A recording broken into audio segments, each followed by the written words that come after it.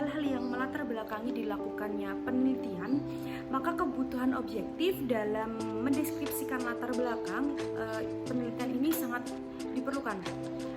Beberapa yang diperlukan, yang pertama ada fakta atau kondisi masalah yang sebenarnya terjadi, kemudian yang kedua apa arti pentingnya penelitian tersebut dilakukan, kemudian yang ketiga bagaimana kaitannya dengan tuntutan kebutuhan pada saat sekarang dan tuntutan kebutuhan pada saat masa yang akan datang, dan yang terakhir hal-hal strategis yang akan dicapai berkaitan dengan dilakukannya penelitian tersebut itu seperti apa.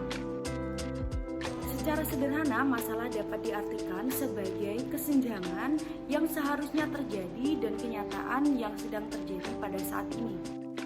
Pencarian masalah dapat dilakukan dari sumber-sumber masalah. Yang pertama ada textbook, kemudian yang kedua laporan penelitian yang tidak dipublikasikan, kemudian yang ketiga proceeding, yang keempat tesis atau disertasi, yang kelima jurnal, yang keenam pengamatan sepintas atau fakta yang ada di lapangan, kemudian yang ketujuh pengalaman pribadi, yang kedelapan pertemuan ilmiah. Pertemuan ilmiah ini bisa berupa seminar, kemudian diskusi atau lokakarya atau dan lain-lainnya. Kemudian 9 ada pernyataan pemegang otoritas, dan yang terakhir ada perasaan intuitif pribadi. Kemudian untuk menggali sebuah masalah dapat kita dapatkan dari yang pertama itu fenomena bisnis atau data yang ada di lapangan, kemudian yang kedua gap research, yang ketiga ada teori gap. Fenomena bisnis ini dapat berupa peningkatan atau penurunan penjualan, kemudian keluhan konsumen, dan efektivitas promosi dan lain-lain. Masalah ini dapat ditemukan di perusahaan melalui observasi, laporan-laporan, atau berita yang ada di koran dan jurnal. Untuk gap research itu ada dua variabel yang sama tetapi hasil penelitian ditemukan itu berbeda. Untuk gap teori ini mengkaji teori dan membandingkan sebagai teori yang kemudian digugat dan menawarkan teori baru. Pertimbangan pemilihan masalah itu dapat dilakukan dengan dua arah. Yang pertama dari arah masalahnya dan yang kedua dari arah penelitinya. Dari arah masalahnya, pertimbangan kelayakan itu berdasarkan arah masalah atau sudut objektifnya atau nilai penelitiannya. Apakah penelitian memberikan sumbangan kepada pengembangan dan penerapan iptex atau pemecah masalah praktis. Kemudian yang kedua itu dari arah penelitinya, pertimbangan berdasarkan kelayakan dan kesesuaian penelitinya menyangkut kelayakan biaya, waktu, sarana, dan kemampuan keilmuan. Rumusan mengenai bagaimana sebuah masalah akan dipecahkan melalui sebuah penelitian ilmiah. Selanjutnya ada teknik perumusan masalah penelitian. Dirumuskan dalam bentuk kalimat pertanyaan yang singkat, jelas, dan padat, kemudian memberikan petunjuk yang dimungkinkannya pengumpulan data dan adanya metode pemecahannya. Kemudian yang terakhir, rumusan masalah sinkron dengan judul penelitian yang sudah dibuat. Rumusan masalah penelitian yang baik itu yang pertama mempunyai nilai dan kelayakan penelitian dari segi manfaat atau kontribusi.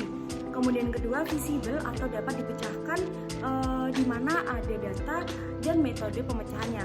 Yang ketiga menarik bagi peneliti yang didukung kemampuannya dalam bidang keilmuan. Kemudian yang keempat spesifik mengenai bidang tertentu atau jelas ruang lingkup pembahasannya. Kemudian yang terakhir berguna untuk mengembangkan suatu teori.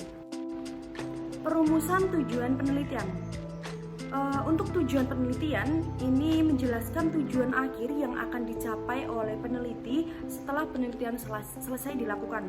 Kemudian untuk memberikan gambaran yang tegas tentang sasaran dan ruang lingkup penelitian yang sudah dibuat tersebut.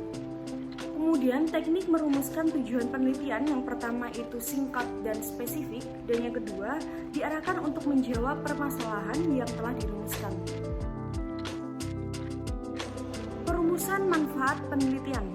Untuk manfaat penelitian ini menjelaskan manfaat atau kontribusi yang akan diperoleh dari hasil penelitian dan siapa pihak yang akan mendapatkan manfaat dari hasil penelitian tersebut.